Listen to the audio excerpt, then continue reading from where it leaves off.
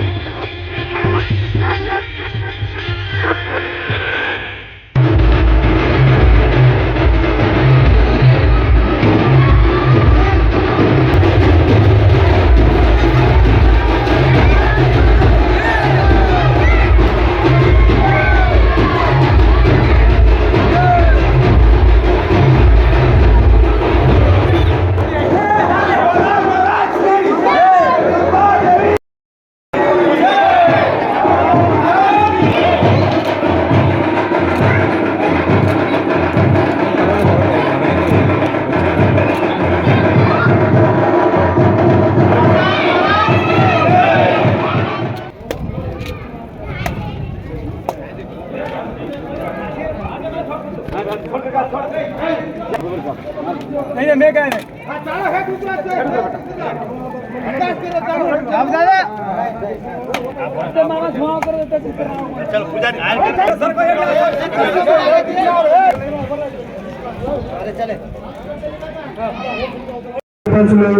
మరియు జడ్పీటీసీ ప్రతి ఒక్కరికి కార్యక్రమం అయిన తర్వాత इतना साइलेंस ना जरा लोली मत करो, शांति से बैलों के मुंडा दिया।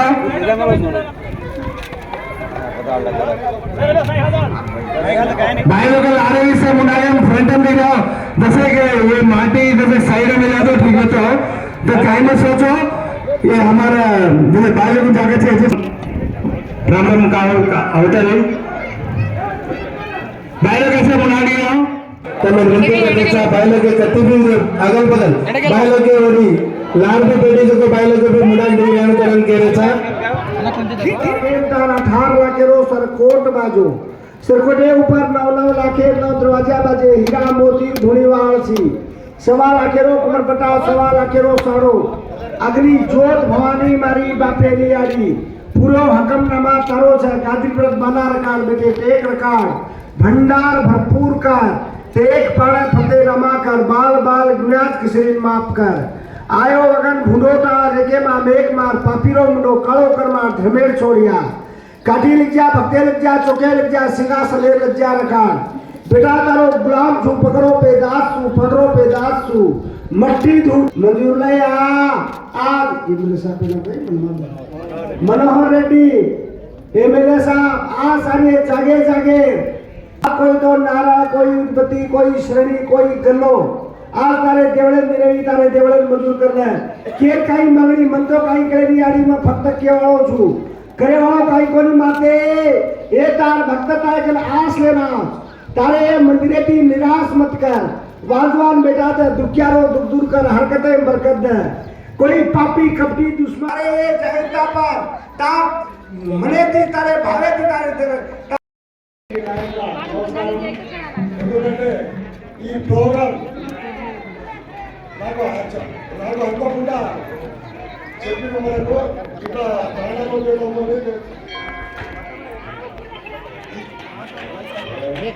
అనుకోకుండా నాకు వచ్చింది అనుకోకుండా సార్ చెప్పిన ప్రోగ్రామ్ చేశాను అతి త్వరలో ఎందుకంటే 2 రోజుల ఈ ప్రోగ్రామ్ చేశాను ఎందుకంటే ఈ ప్రోగ్రామ్ లో దొరకడం నాకు అదృష్టం అనుకున్నా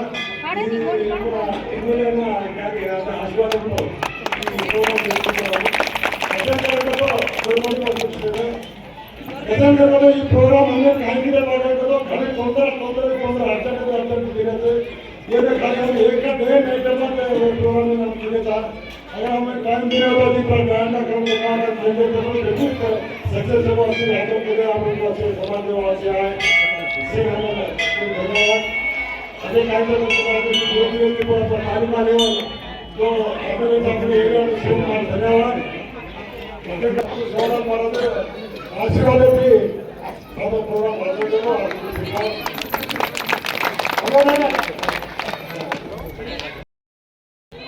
అలా 3 సార్లు సర్పంచ్ చేసినాను ఒకసారి ఎంపీడీ చేశాను ఎంపీడీసీ మా భార్య మిసెస్ గా చేస్తున్నది కాకపోతే నాకు నేను ఆపోజిషన్లో పనిచేశాను ఓన్లీ ఆపోజిషన్లో ఓన్లీ కాంగ్రెస్లో పనిచేశాను నాకు అన్ని పూరా ఆపోజిషన్లో పోయింది కానీ నేను ఒక్క పని కూడా చేయలేకపోయినా ఎందుకంటే ఇప్పుడు మా అదృష్టం ఏమో మా total A to Z Delhi నుంచి గల్లీ దాకా మనము కాంగ్రెస్ ఉండవచ్చు ఉన్నది కాబట్టి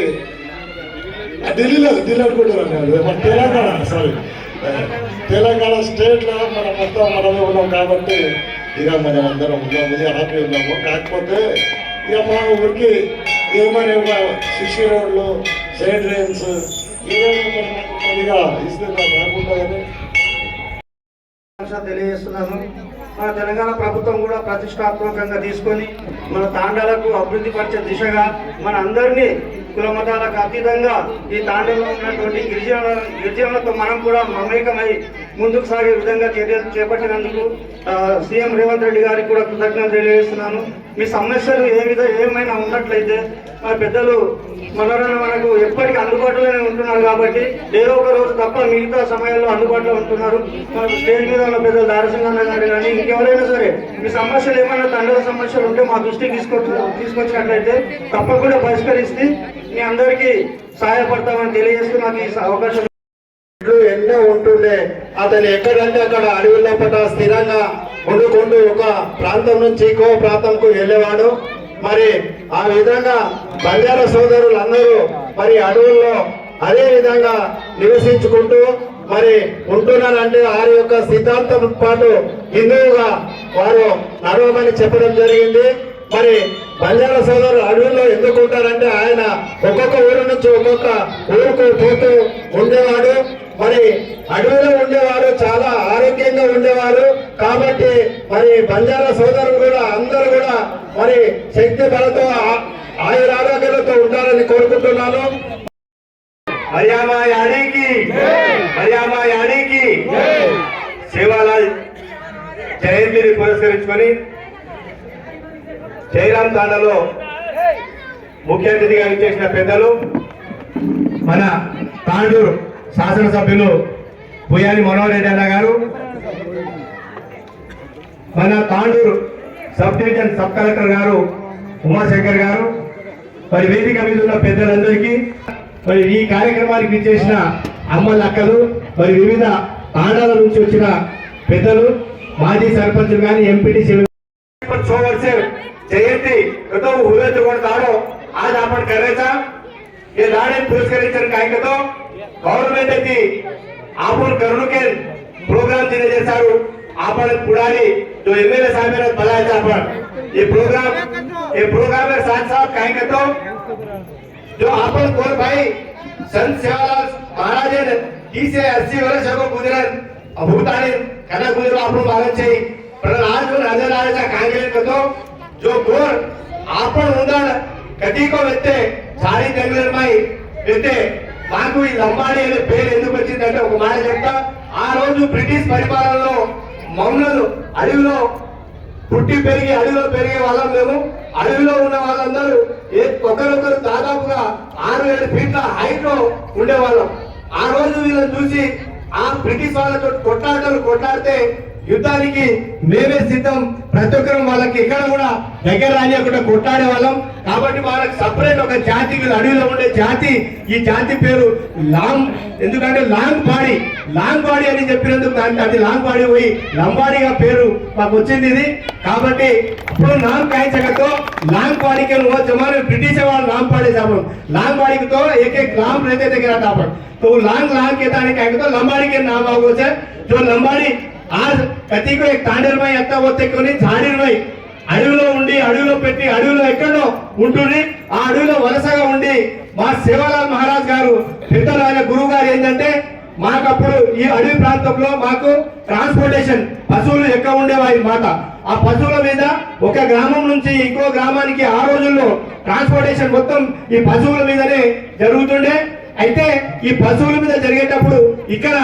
ఈ పశువులు ఈ ఊర్లో వచ్చి ఇక్కడ మొత్తం సామాన్లు ఏమైనా ఉంటే అక్కడ తీసుకొని అక్కడ నుంచి వలస మళ్ళా ఎక్కడో అక్కడ తీసుకొని వెళ్ళేవాళ్ళు మరి మధ్యలో ఎవరైనా మా వాళ్ళు కలిస్తే ఆ ట్రాన్స్పోర్టేషన్ లా కమ్యూనికేషన్ లో కలిసినప్పుడు పట్టుకొని వాళ్ళు ఏడిసే సిద్ధాంతం ఏంటంటే అట్లా మధ్యలో కలిస్తే ఎప్పుడో ఏళ్ల తరపు 10 ఏళ్లకు 5 ఏళ్లకు 20 ఏళ్లకు ఒకసారి పెళ్లి చేసుకుని వెళ్ళిపోతే మధ్యలో కలుస్తారు ఆ మధ్యలో కలిసినప్పుడు పట్టుకొని ఏడుస్తుంది మా వేషధారణ ఏంటంటే అడవిలా మరి ఈ పెయినుండా చేతుల గాజులు ఒక్క గాజులు ఉంటుండే పేరుండే ఇంకా చాలా తక్కువనే వాళ్ళకు మరి కాళ్ళ గజ్జలు వాంకడి అని ఉంటుండే మరి అవన్నీ ఎందుకంటే సప్పుడు అడవిలో పోతుంటే మరి జీవరాశులు ఏవో ఉంటే ఏది ఏమైతుందో హాని అవుతుంది అనే ఉద్దేశంలో ఆ వేషధారణ వేసుకుంటే పోతుంటే గల్ల సప్పుడు వస్తే ఏమున్నా పక్కకు పోతుండే అనే ఉద్దేశంతో ఆ వేషధారణ అడవి ప్రాంతంలో ఉన్న వాళ్ళకి మాత్రం ఇవ్వడం జరిగింది అయితే ఈ సేవాలాల్ మహారాజ్ ఏంటంటే మరియామయాడి యొక్క భక్తుడు ఆయన వీళ్ళంతా ఇప్పుడు ఈ వేషాలు ఏంటంటే ఈయన సేవభాయ మరి 7 మంది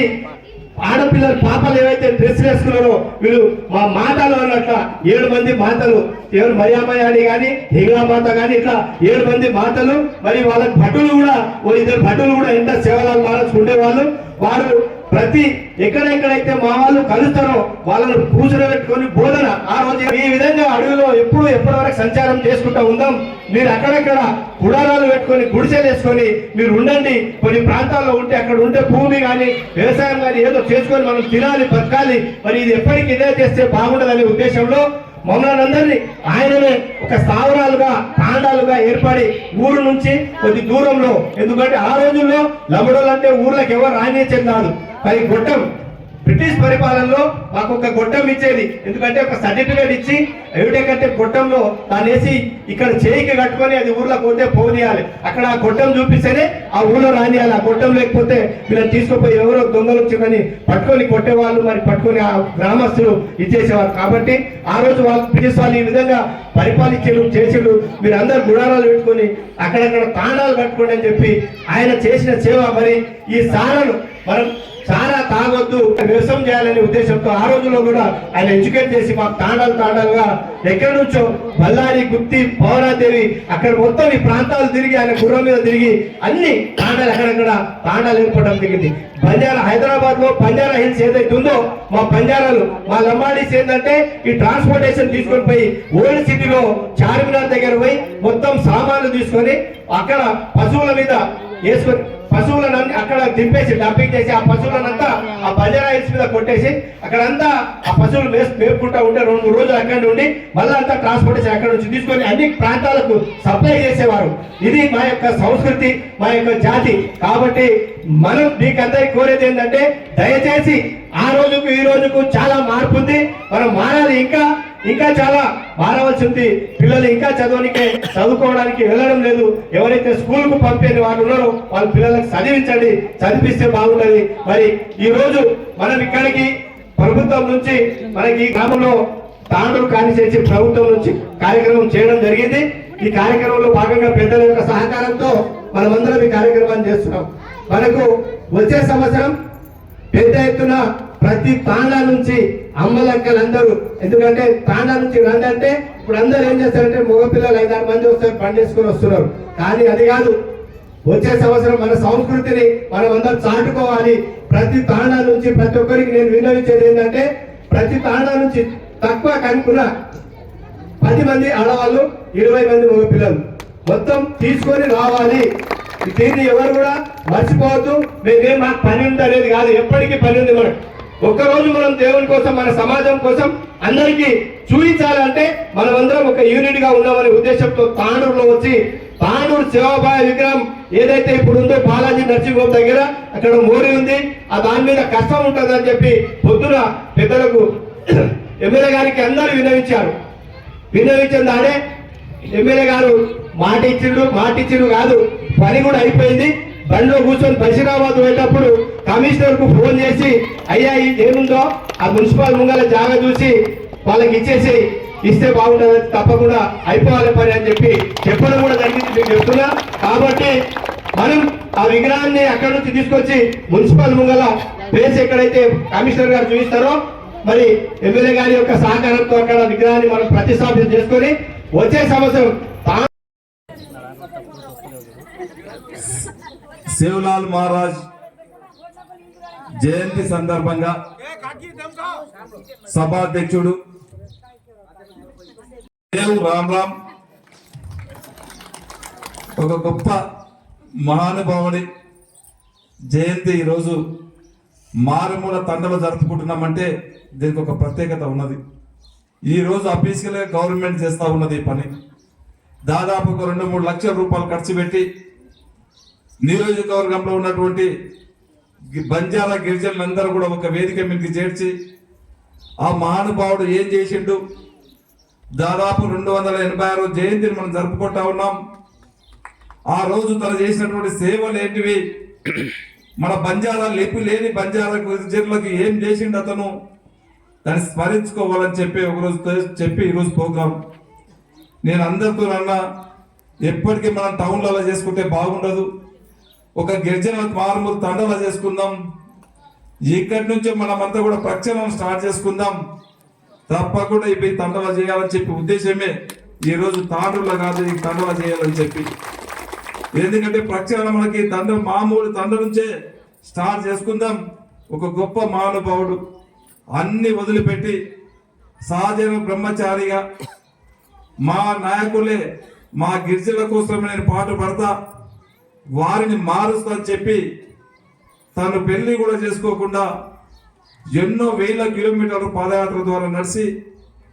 గిరిజనులను ఒక దారిన పెట్టాలా, వారికి ఒక తండాలను వాళ్ళకు ఒక గ్రామాలు చేయాలా, వారి రూపురేఖలు మారవాలా, వారికి ఒక ప్రత్యేకమైనటువంటి లిపిని ఇచ్చి సభ్య సమాజంలో వాళ్ళు కూడా ఒక మెరుగైనటువంటి ప్రాధాన్యత కల్పించాలని చెప్పి ఎన్నో కలలు కన్నటువంటి శివలాల్ మహారాజు గారి కళలు ఇప్పుడు మీ ద్వారా మీరందరూ కూడా ఇప్పుడు ఉన్నటువంటి యువకులు వారిని ఆదర్శంగా తీసుకొని వారు ఏదైతే జాతి కోసం కష్టపడ్డాడో, వారు అహోరాత్రులు శ్రమించిండో, ఎంతో మంది సైనికులకు తుపాకులు సరఫరా చేసుకోమే కాకుండా ఎన్నో సరుకులు సరఫరా చేసి గుట్టలుగా వానలుగా వండలుగా ఎన్నో కష్టపడ్డటువంటి మహానుభావుని కళ సాకారం కావాలంటే మీ లోపల మార్పు రావాలనేది ఆయన కోరిక. ఆ మార్పు ఇప్పుడిప్పుడు వస్తూ ఉన్నది. దయచేసి యువకులను నేను ఒకటే కోరుతా ఉన్నాను, గౌరవ ముఖ్యమంత్రి గారు కూడా, మన ముఖ్యమంత్రి రేవంత్ రెడ్డి గారు కూడా